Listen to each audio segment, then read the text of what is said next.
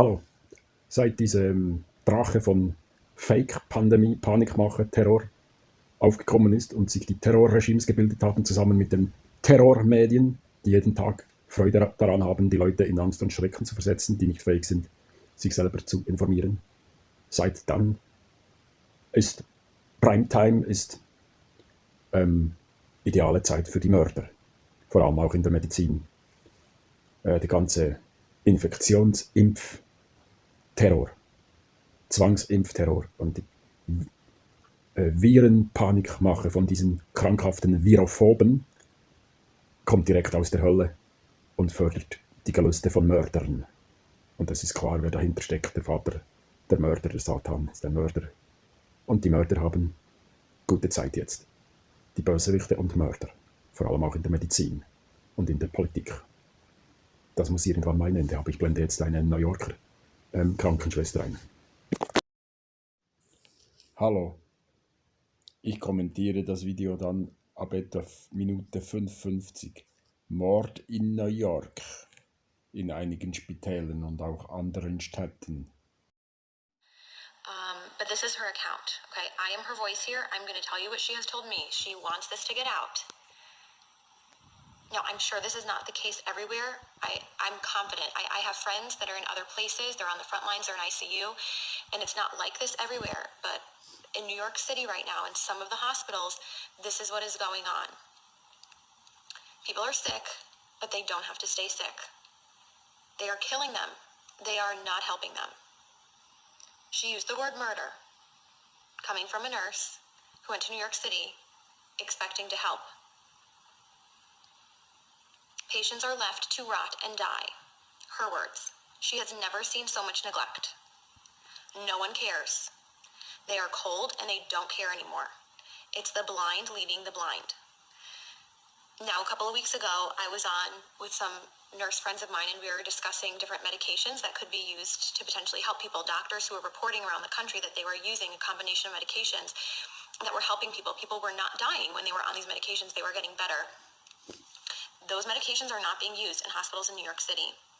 What is happening is that they're putting people on nasal cannula. If they require more than 6 liters of nasal cannula, they get intubated, they go on the vent, or they get trached if there's not enough vents.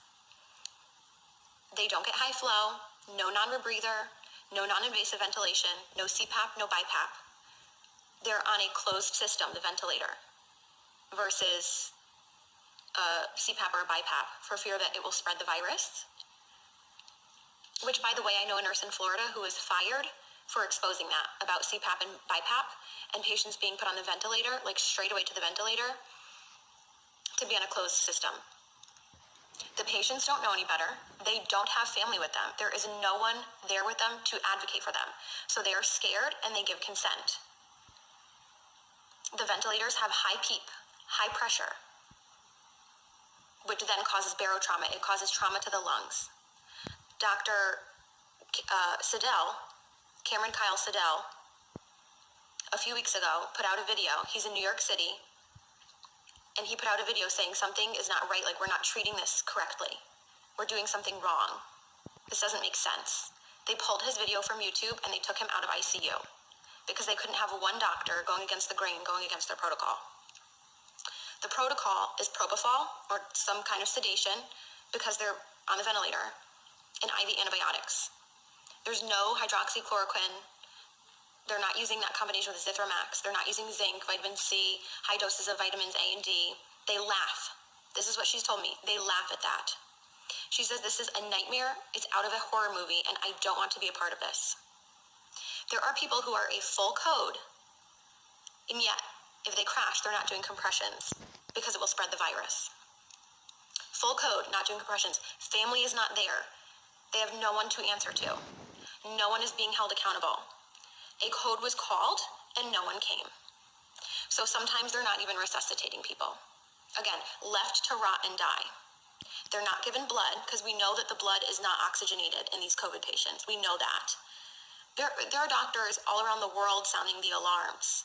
These are the drugs that work. This is the pathophysiology of the disease. This is what's happening. And for some reason, it's not changing, even though we know Some of us know what's going on. Nothing is changing on the front lines. They stay in the same PPE all shift, except for the top pair of gloves. So 2 pairs of gloves, or I don't know, maybe more than 2, but they're only changing the gloves on the outside.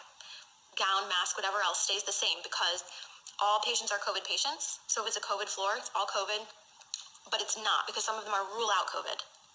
So even if they're rule out COVID and they're not COVID, they're going to get COVID because they're using the same PPE all shift and they're carrying that contamination to all the patients. They're not changing their PPE. They're not going into rooms.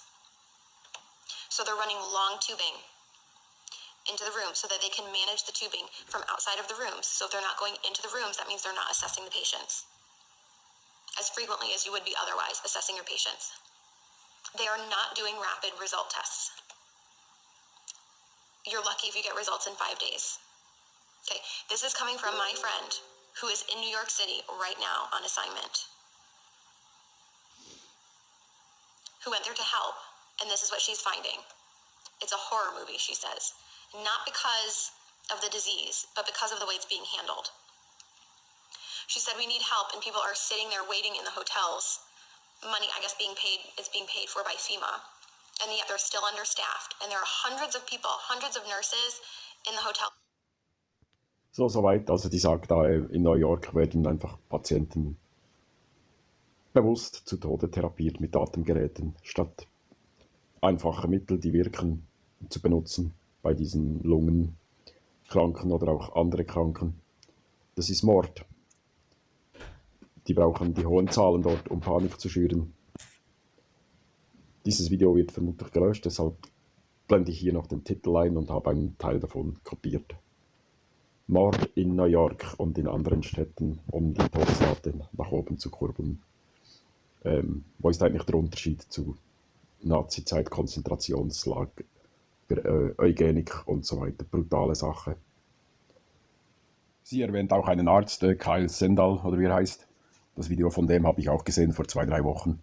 Der hat schon damals gewarnt, auch von New York, dass da was falsch, dass die falsch therapiert werden, zu Tode therapiert werden. Das Video wurde von YouTube gelöscht. YouTube macht sich des Mordes mitschuldig, ist ja klar. Leute, wacht auf, das ist ein Krieg von den korrupten Eliten gegen die Menschheit. Schlussendlich wollen sie, dass die Menschheit auf sich selber losgeht und sich zermetzelt. Dann haben sie weniger zu tun. Deshalb auch diese Entfremdungsmaßnahmen wie Social Distancing, was für ein grausames Wort. Masken für nix. Alles Lügen, wacht auf.